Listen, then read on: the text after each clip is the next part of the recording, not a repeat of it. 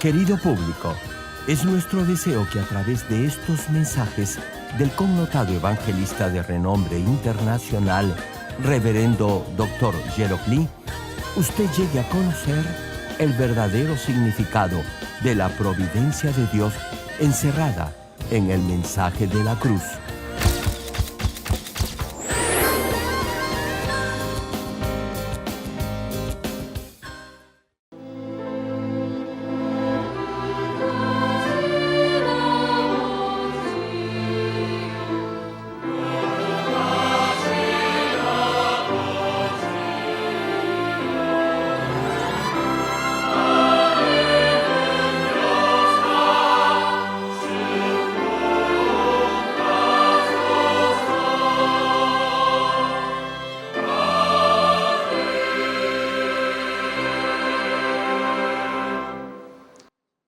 El pasaje bíblico de hoy, Primera de Corintios capítulo 2, versículos 6 al 9. Sin embargo, hablamos sabiduría entre los que han alcanzado madurez, y sabiduría no de este siglo, ni de los príncipes de este siglo que perecen. Mas hablamos sabiduría de Dios en misterio, la sabiduría oculta, la cual Dios predestinó antes de los siglos para nuestra gloria, la que ninguno de los príncipes de este siglo conoció, porque si lo hubieran conocido, nunca habrían crucificado al Señor de gloria. Antes bien, como está escrito, cosas que ojo no vio, ni oído oyó, ni han subido en corazón de hombre, son las que Dios ha preparado para los que le aman.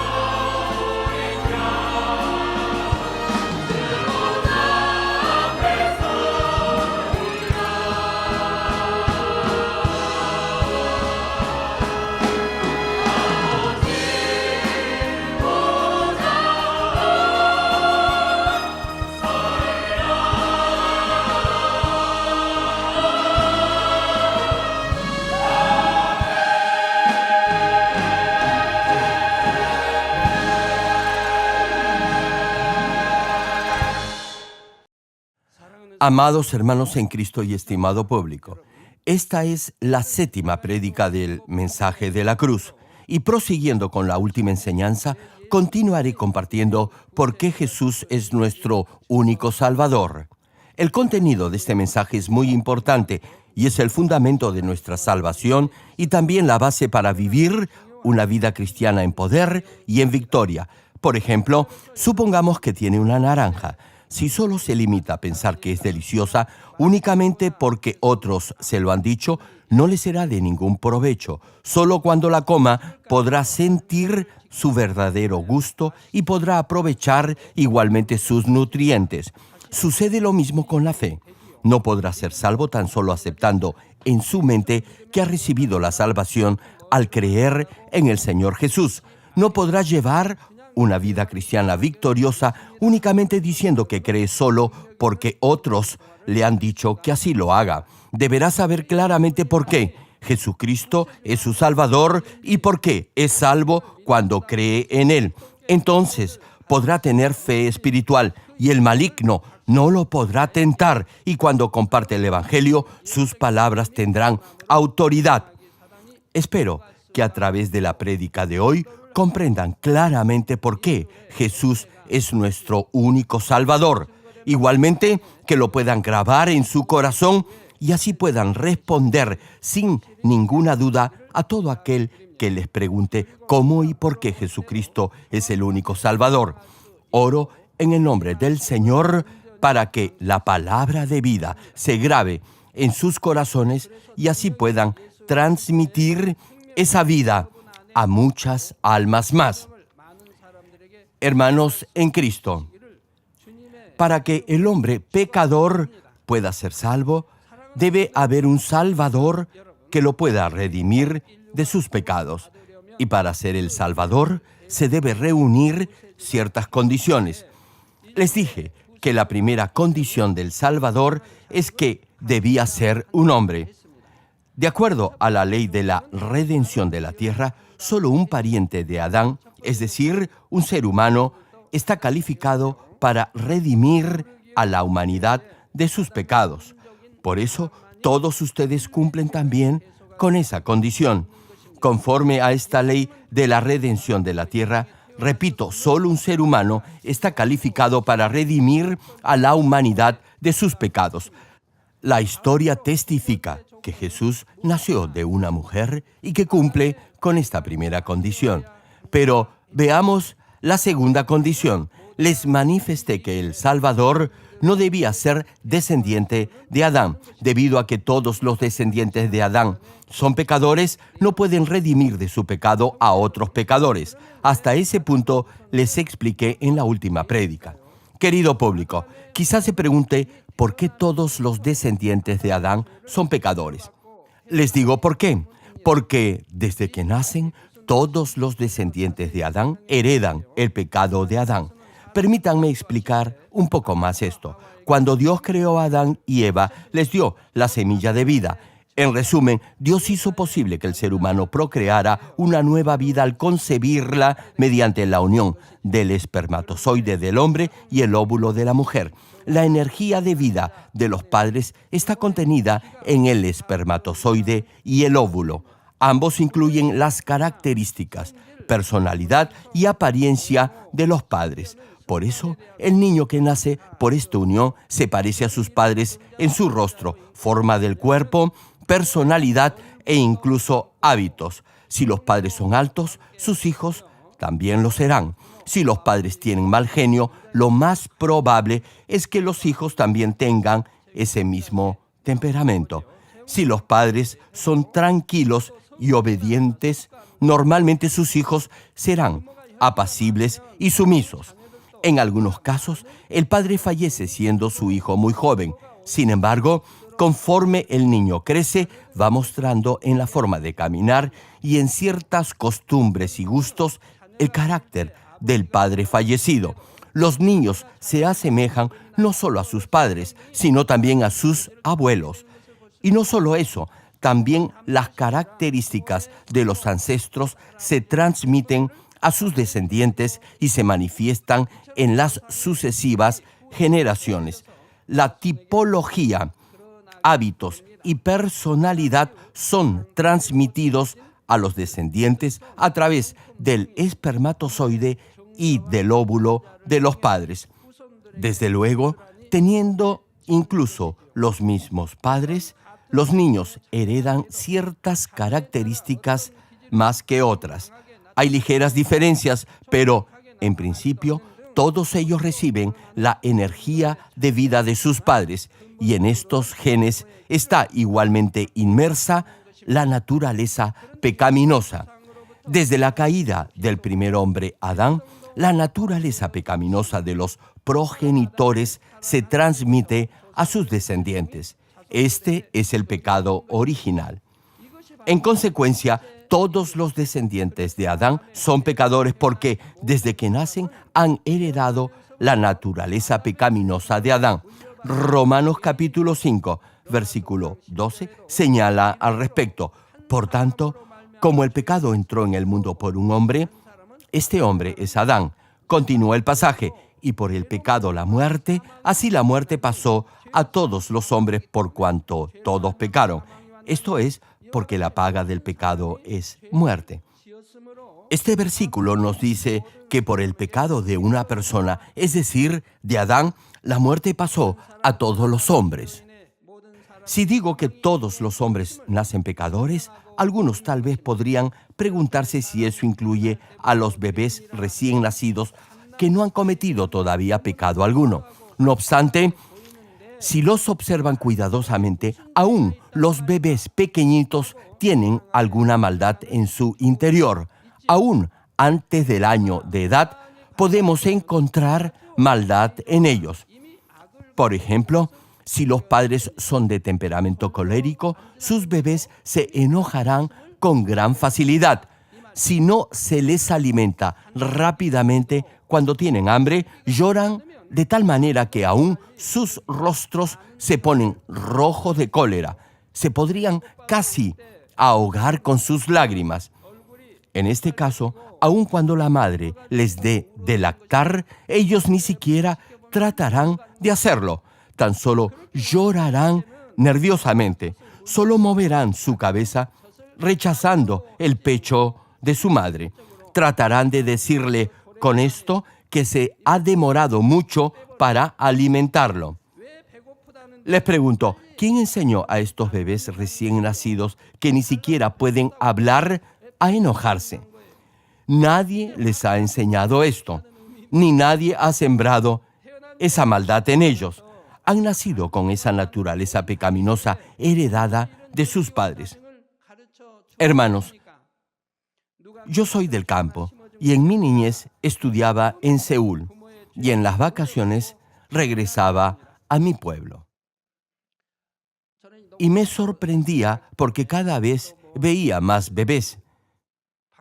Durante mis vacaciones acostumbraba cargar en mi espalda a mi primo, que es actualmente pastor de esta iglesia.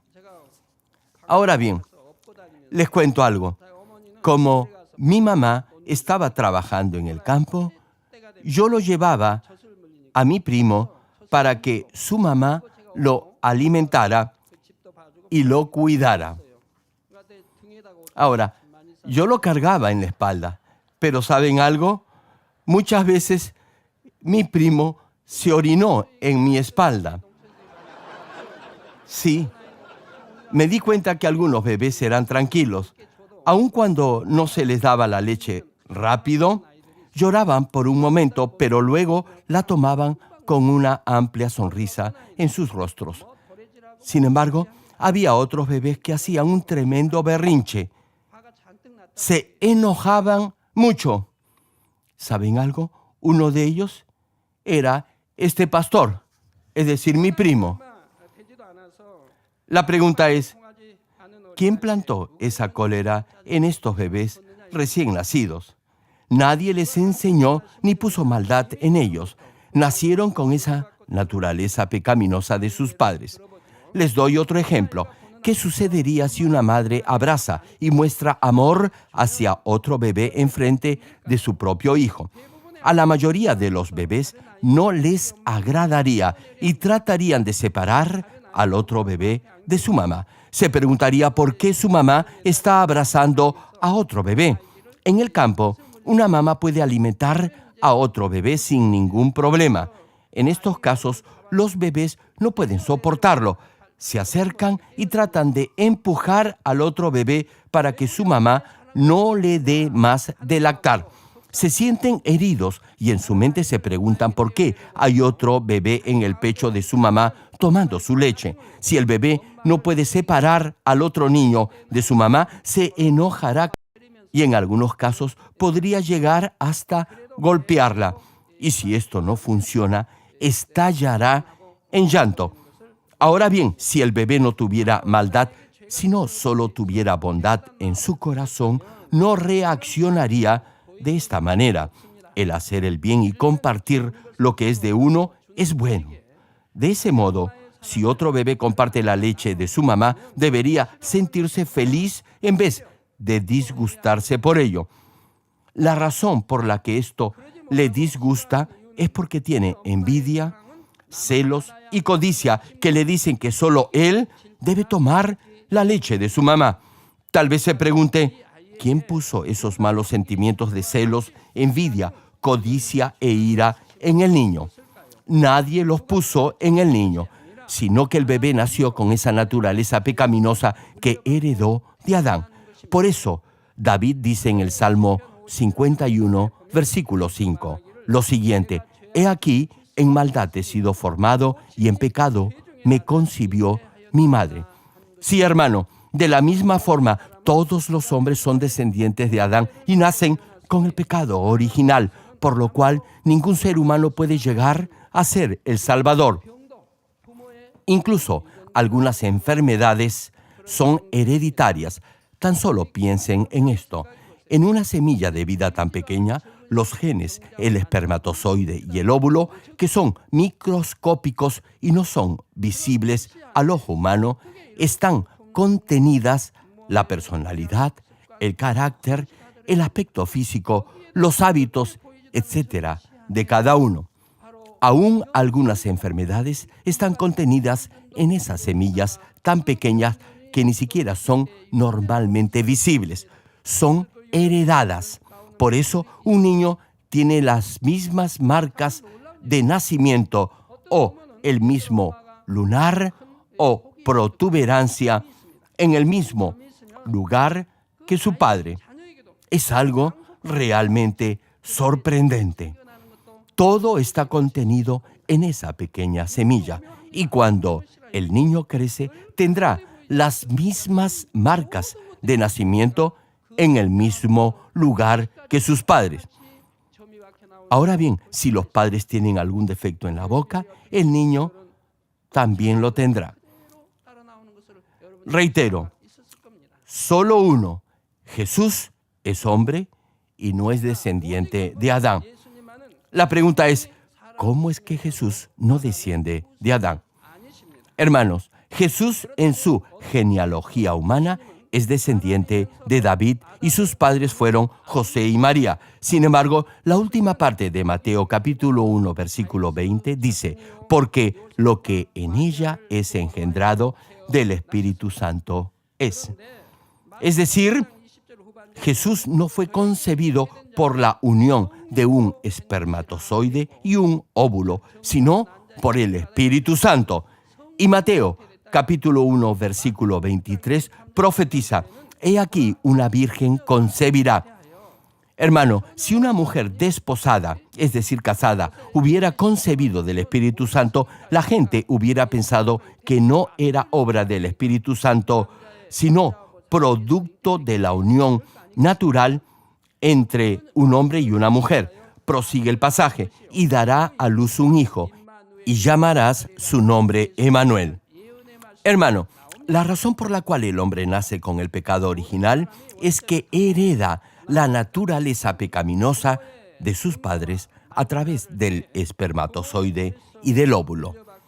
No obstante, Jesús no fue concebido por el espermatozoide de José ni el óvulo de María, sino solamente por el poder del Espíritu Santo. El Todopoderoso Dios pudo concebir a Jesús con el poder del Espíritu Santo sin necesidad de la unión del espermatozoide y el óvulo. Ambos, José y María, eran descendientes de Adán. Por ello, Jesús solo tomó prestado, por así decirlo, el vientre de María. El Señor fue concebido por el Espíritu Santo, por lo que no recibió ningún gen de vida de un ser humano pecador. En consecuencia, Jesús no es descendiente de Adán y no tiene pecado original. Entre los seres humanos en la tierra, el único que ha sido concebido por el Espíritu Santo es Jesús. Incluso los grandes hombres en este mundo descienden de Adán y son pecadores, por lo que nunca podrían ser el Salvador. Por eso, solamente Jesús es el Salvador de la humanidad. Hermanos, en este punto hay una cosa más que deben saber. Aun cuando la Virgen María dio a luz a Jesús, no puede ser la madre biológica del Señor Jesucristo. Supongamos que ponemos un óvulo fertilizado en una máquina y lo incubamos por 9 meses. ¿Acaso el bebé podría llamar mamá a esa máquina incubadora? ¡Claro que no! Por cierto, María era una extraordinaria mujer, tan buena y amorosa que fue escogida por Dios para concebir a Jesús. Aún así, María es un ser humano y no puede ser la madre del Hijo de Dios. Por eso, en la Biblia no hay ni una sola ocasión en la cual Jesús llame madre a María. En algunas ocasiones, sus discípulos escribieron la madre de Jesús, pero eso era desde su punto de vista. Por ejemplo, Juan capítulo 19, versículo 26 cita: Cuando vio Jesús a su madre y al discípulo a quien él amaba, que estaba presente, dijo a su madre: Mujer, he ahí a tu hijo. Hermano, aquí la frase dijo a su madre fue escrita por el apóstol Juan, y el Señor Jesús, en este mismo contexto, llamó a María mujer, no madre. Y en Juan capítulo 2, versículo 4, en las bodas de Caná, Jesús le dijo: ¿Qué tienes conmigo, mujer? Aún no ha llegado mi hora. Sin embargo, algunos llaman a María la Madre de Dios e incluso se postran ante ella y le oran porque dio a luz a Jesús. Pero Jesús es el Hijo de Dios y el objeto de nuestra adoración y de nuestras oraciones debe ser únicamente la Trinidad de Dios. Si María fuese la madre de Jesús, entonces, ¿quién es Dios a quien Jesús llama Padre? ¿Cómo se pueden atrever a decir eso? Repito la pregunta: ¿quién sería entonces Dios? Hermanos, Dios es yo soy el que soy. Nadie lo procreó. Él existe por sí mismo. Dios ha existido desde antes de la eternidad y existirá más allá de la eternidad. Él es el alfa y la omega, el principio y el fin. Nuestro Señor tiene su origen en el mismo Dios. Si nuestro Señor tuviese una madre, entonces, repito, ¿quién sería Dios Padre? Esto en realidad no tiene sentido alguno. Les comparto algo. Una hermana de una iglesia hija me preguntó: Reverendo, le di el libro El mensaje de la cruz a un sacerdote católico y lo leyó. Entonces me hizo esta pregunta: ¿cómo llamó Jesús a María cuando era un niño y estaba creciendo? ¿Acaso no la habría llamado mamá? Ella no pudo responder. Espero que ahora, al escuchar este mensaje, ya puedan responder a esa pregunta si alguien se las hace. Jesús Desde su nacimiento lo sabía todo. Encontramos un primer registro del Señor cuando tenía 12 años. Estaba en el templo debatiendo con los escribas y otros estudiosos de la Biblia. Y todos ellos estaban sorprendidos con el Señor. Solamente tenía 12 años. No obstante ello, hablaba con un conocimiento profundo y completo de la Biblia. A los 12 años ya sabía enteramente la palabra de Dios. Fue lo mismo con la Virgen María. Ella recibió la revelación incluso antes de concebir a Jesús. Y aún después de haber nacido, continuó recibiendo revelaciones del Señor Jesús. Un ángel de Dios le dijo del hijo que iba a tener. Y la Biblia nos dice que ella guardaba todo en su mente.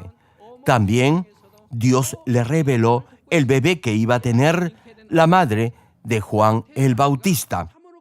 María sabía que el niño que iba a concebir era el Santo de Dios y que no lo iba a concebir en forma natural por medio de una relación física. Sabía que el hijo que iba a tener iba a ser concebido por el Espíritu Santo. Le preguntó, ¿cómo creen que lo habría criado? ¿Acaso le habría dicho que ella era su madre mientras crecía? Yo no lo creo. No creo que lo hubiera hecho. Muchos malinterpretan esto. Por ejemplo, hay quienes no solo dicen, sino que afirman con absoluta certeza que como José era carpintero, Jesús también le ayudaba y trabajaba en la carpintería. Sin embargo, les pido algo. Piensen un poco sobre esto. ¿No es esta una mera especulación humana? ¿Acaso eso está escrito en la Biblia? Claro que no. Solo es una creencia popular. Mientras nuestro Señor crecía hasta cumplir los 30 años para iniciar su ministerio, acostumbraba ir a las montañas cercanas al pueblo de Nazaret para orar y meditar en la palabra de Dios, en espera a que llegara su tiempo. El Señor siempre oraba y meditaba en la palabra de Dios. Como sabía la voluntad de su Padre, esperaba el momento de su manifestación. Pregúntese, ¿cree acaso que habría trabajado en la carpintería durante ese tiempo de preparación tan valioso para él? Estas son conjeturas populares y nada más. Espero que los que tienen la responsabilidad de compartir la palabra de Dios y están escuchando este mensaje se ciñan a predicar lo que está en la Biblia. Existe también los que llaman a María, repito, la Madre de Dios, e incluso se postran ante ella y le oran porque dio a luz a Jesús. Pero Jesús es el Hijo de Dios y el objeto de nuestra adoración y de nuestras oraciones debe ser únicamente el Dios Trino.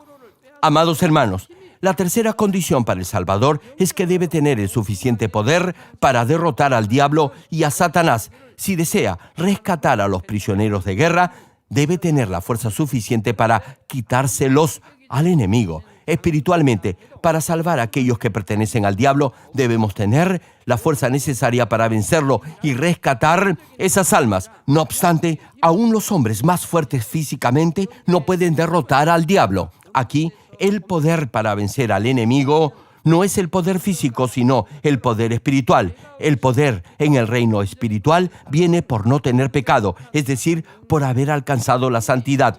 Exactamente como la oscuridad se disipa cuando llega la luz, los que viven completamente en la luz, sin nada de tinieblas en sus vidas, tienen el poder para vencer a los espíritus malignos que vienen de la oscuridad. Hay dos clases de pecado, pecado original y pecado personal. El pecado original, como ya lo expliqué, se refiere a la naturaleza pecaminosa que proviene de Adán. Es la naturaleza pecaminosa heredada de los padres. El pecado propio o personal es el pecado que uno mismo comete durante su vida. Las personas incurren en muchas clases de pecados, graves y no tan graves, en el transcurso de sus vidas. no solo aquellos que cometen pecados graves son pecadores, sino también los que incurren en pecados de negligencia. Santiago, capítulo 2, versículo 10, menciona: porque cualquiera que guardare toda la ley, pero ofendiere en un punto, se hace culpable de todos.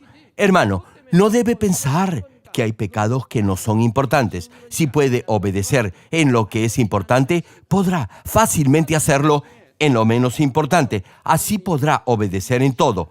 No tiene sentido si dice que puede obedecer solo en las cosas importantes y no en las pequeñas. Si infringe solo una ley, ya es un pecador. Más aún, la gente del mundo no considera que algo sea pecado a menos que se manifieste en una acción. Sin embargo, espiritualmente, tan solo teniendo el deseo de pecar en el corazón, al margen que se concrete o no en una acción, ya es un pecador. Primera de Juan, capítulo 3, versículo 15, cita: todo aquel que aborrece a su hermano es homicida. Hermano, si le pregunto ¿por qué es un homicida?, de seguro me responderá: pastor, yo nunca he matado. Hermano, por favor, entienda claramente este pasaje. Finaliza el versículo: y sabéis que ningún homicida tiene vida eterna permanente en él.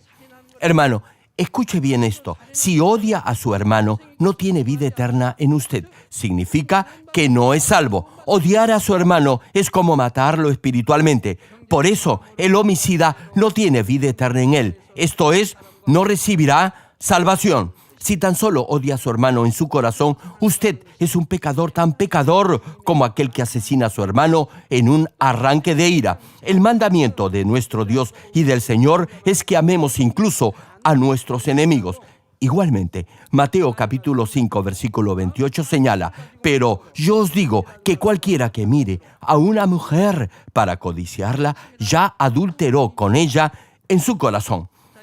Por eso, si tan solo tiene codicia en su corazón, ya es un pecador, al igual que un ladrón, porque tiene ese deseo malvado en usted. Asimismo, alguien que ha cometido un pecado incluso solo una vez, sea en su corazón o de obra, no tiene el poder para redimir a la humanidad de sus pecados. Repito, todo aquel que es nacido de Adán es pecador. Todos tienen pecado original y todos han cometido pecado personal. No hay nadie quien pueda valientemente decir que nunca ha cometido pecado de pensamiento ni de obra.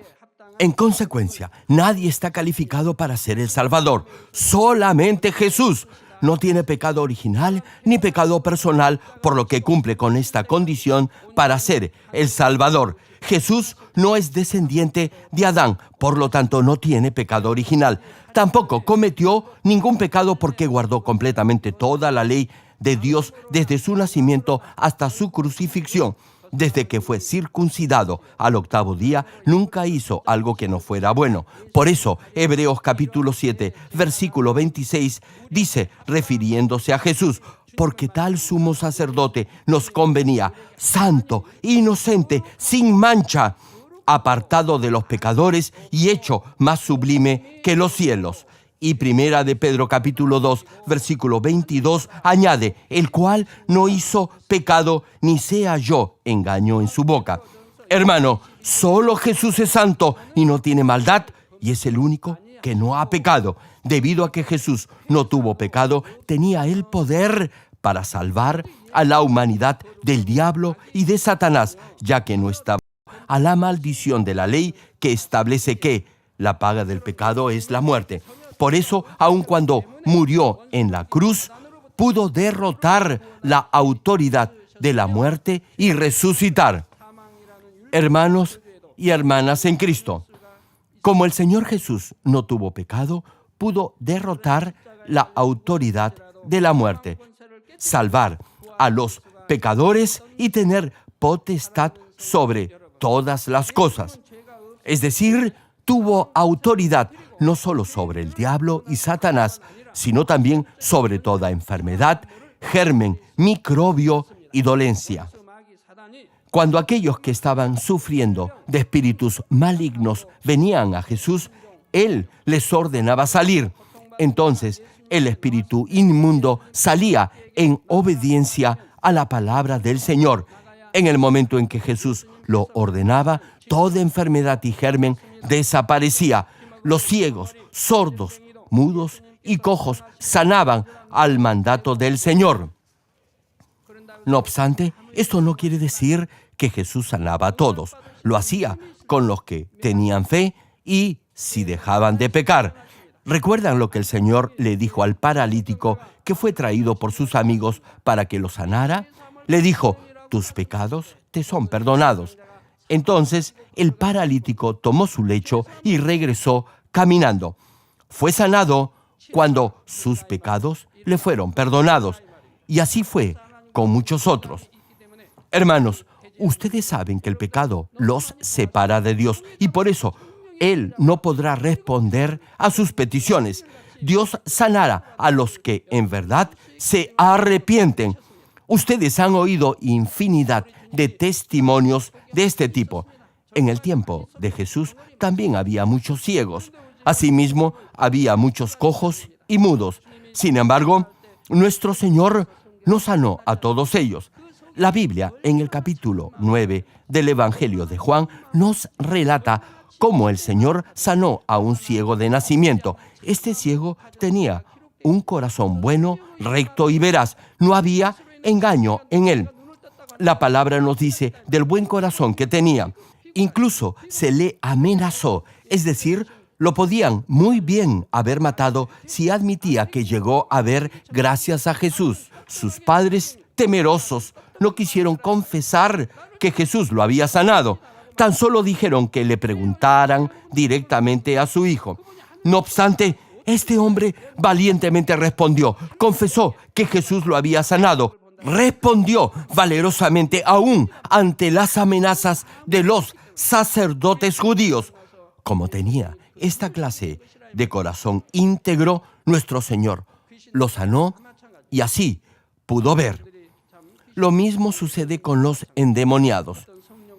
Como muchos de ellos han blasfemado contra el Espíritu Santo, los demonios no salen fácilmente de ellos. De otra forma, tan solo tendríamos que echar fuera a esos demonios y eso bastaría. Pero en muchos casos eso no es así. Retomando la prédica. Además, todas las cosas en el cielo y en la tierra obedecían ante la autoridad del Señor Jesús, quien no tenía pecado. Cuando Jesús reprendía al viento y ordenaba al mar que se calmara y se aquietara, el viento se detenía y el mar se calmaba. Esta ley en el reino espiritual se aplica no solamente a Jesús, sino también a todos los hijos de Dios quienes creen en el Señor. Primera de Juan, capítulo 5, versículo 18, menciona: sabemos que todo aquel que ha nacido de Dios no practica el pecado, pues aquel que fue engendrado por Dios le guarda y el maligno no le toca. Hermano, aquel que es nacido de Dios se refiere a nuestro Señor y también al Espíritu Santo. De esta manera, como está protegido por el Espíritu Santo, ninguna enfermedad le sobrevendrá y Dios lo protegerá de todo accidente. Por ejemplo, supongamos que tiene una herida en su cuerpo. Desde el punto de vista médico, debería desinfectarla, ponerse una inyección y luego vendar la herida. Sin embargo, ¿qué es lo que hacen los hermanos de esta iglesia? Aquellos que tienen fe dejarán la herida expuesta al aire. No la vendarán. Ahora bien, hay muchos gérmenes en el aire y médicamente hablando no deberían hacer eso. Muchos ni siquiera se colocan una inyección ni usan algún cicatrizante. Tan solo la dejan así.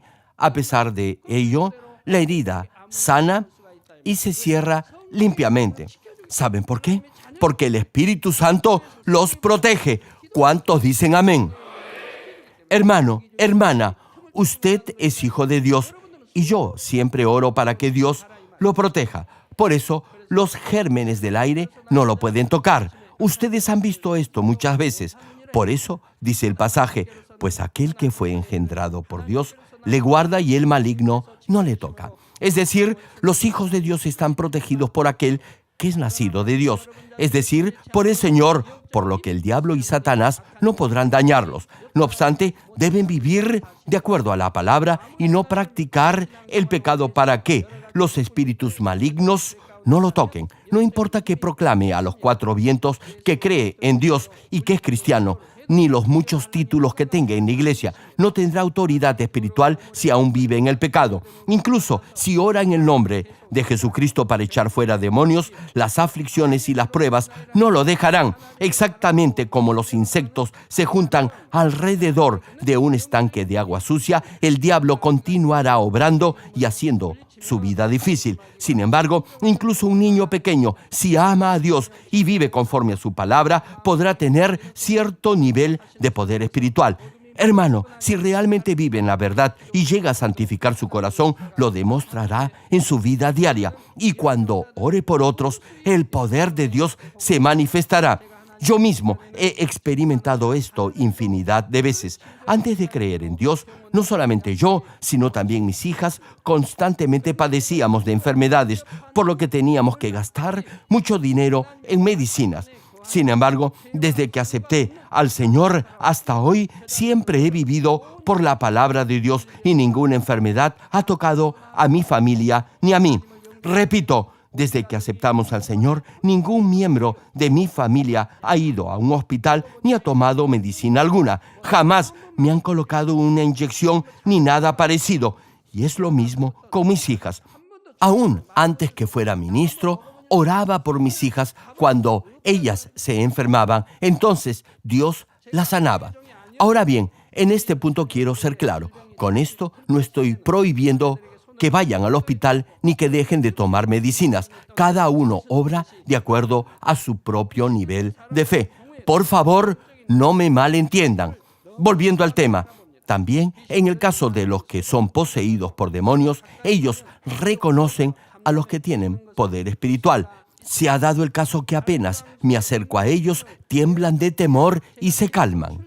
Cuando un siervo consagrado ora en el nombre de Jesucristo, no solo las enfermedades, los microbios y los espíritus malvados obedecen, sino también lo harán los objetos inanimados.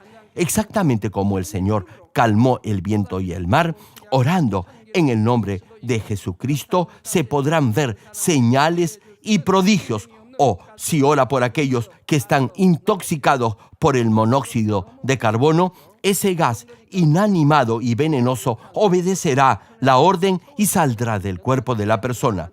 Ustedes han visto esto muchas veces. Hoy en día casi nadie usa carbón, pero antes era el medio más usado de calefacción y por eso mucha gente moría durante el invierno debido a ese gas tóxico. Al inicio de nuestra iglesia traían a los que ya habían perdido la conciencia debido a ese gas venenoso para que orara por ellos. Y todos se recuperaban en solo un par de minutos. Ni siquiera les quedaba alguna secuela o efecto secundario. De esta forma, algunos de nuestros hermanos y siervos de la iglesia volvieron a la vida solamente por una orden. Incluso el gas obedecía al nombre del Señor Jesucristo. Hermano, si alguien se quema, la sensación de dolor será atroz. Uno sufre mucho. No obstante, si recibe la oración de sanidad con fe, Dios hará desaparecer esa sensación de calor de la quemadura. Cuando oro por aquellos que han sufrido alguna quemadura, primero oro para que la sensación de calor de la quemadura salga y en ese momento el calor obedece a la oración y sale del cuerpo, por lo que ya no sienten más dolor. Tan solo viendo estas obras podrá darse cuenta del poder y la autoridad que viene de Dios. Estimado público, hoy les he compartido la segunda y la tercera condición para llegar a ser el Salvador. El Salvador no debe ser descendiente de Adán y debe tener poder para vencer al diablo y a Satanás. La última y cuarta condición es que debe tener el suficiente amor para sacrificar su propia vida. Termino el mensaje. Amados hermanos en Cristo y estimado público, en toda la historia de la humanidad no ha habido nadie quien reúna las condiciones para ser el Salvador. Todos los hombres son pecadores y han heredado la naturaleza pecaminosa de Adán a través del espermatozoide y del óvulo de sus padres. Aún los hombres más notables de este mundo, como Platón, Sócrates, etc., han tenido pecado original como descendientes de Adán y no han vivido una vida santa ante Dios. De igual forma, hay quienes son respetados mundialmente, pero padecen de numerosas enfermedades. Finalmente, debido a esas dolencias, les llegará el momento de enfrentar la muerte. Son reconocidos en este mundo, pero no pueden resolver sus propios problemas de pecado y debido a que no tienen el Espíritu Santo, no pueden echar fuera la maldad de sus vidas. Hermano, espero que ahora pueda comprender claramente que solo Jesucristo no tuvo pecado original ni pecado personal y que solamente Él y únicamente Él está calificado para ser el Salvador. ¿Cuántos dicen amén? Tal como está escrito en Primera de Pedro, capítulo 1, versículo 16, que dice: sed santos, como yo soy santo. Oro en el nombre del Señor para que puedan vivir una vida santa y de esa forma el maligno no los pueda tocar y así vivan en paz y en bendición.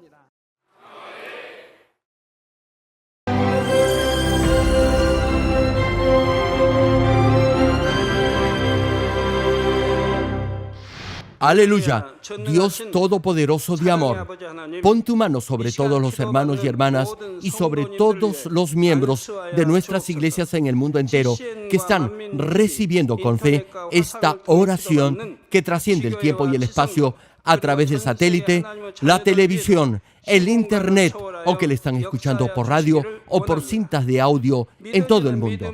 Pon fe en sus corazones para que puedan creer en ti y se despojen de todo pensamiento negativo y toda duda. Líbralos de toda prueba y aflicción. Quema con el fuego del Espíritu Santo de la cabeza a los pies toda parte enferma, incluyendo toda célula, tejido y nervio, todo órgano interno e intestinos.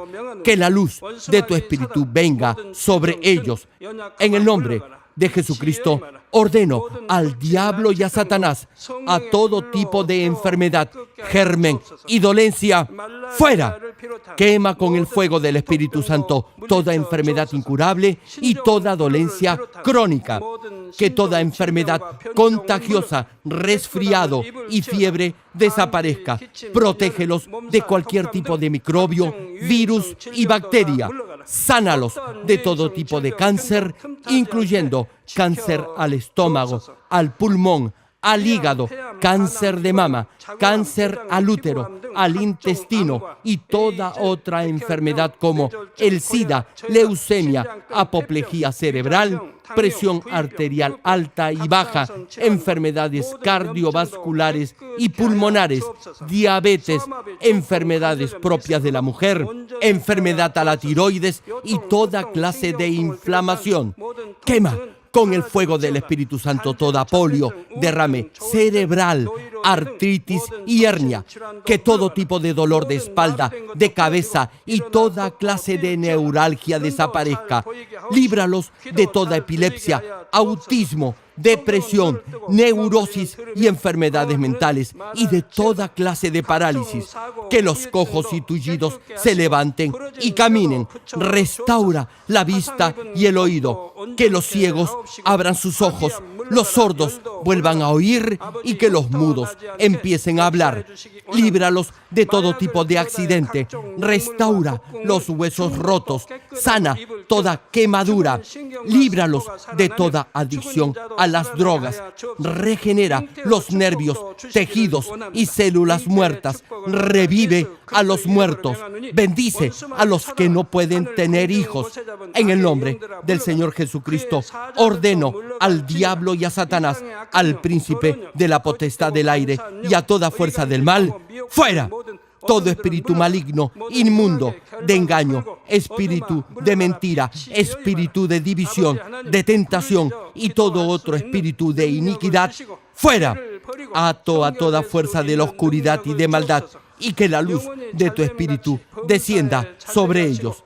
Padre, fortalécelos para clamar en oración y dales poder para desechar todo pecado y llegar a la santidad.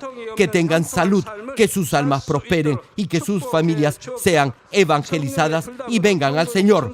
Protégelos de todo tipo de accidente y bendícelos para que tengan una vida de éxito y prosperen todo. Guarda y protege a todos tus hijos y sus hogares, centros de trabajo y negocios con el muro de fuego del Espíritu Santo, con tus huestes celestiales y tus ángeles y con tus ojos que son como llamas de fuego.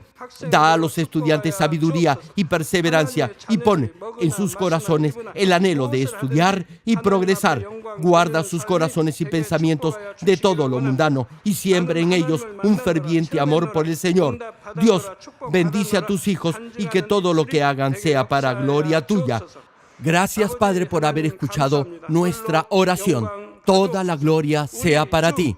He orado en el nombre de nuestro Señor Jesucristo. 아멘.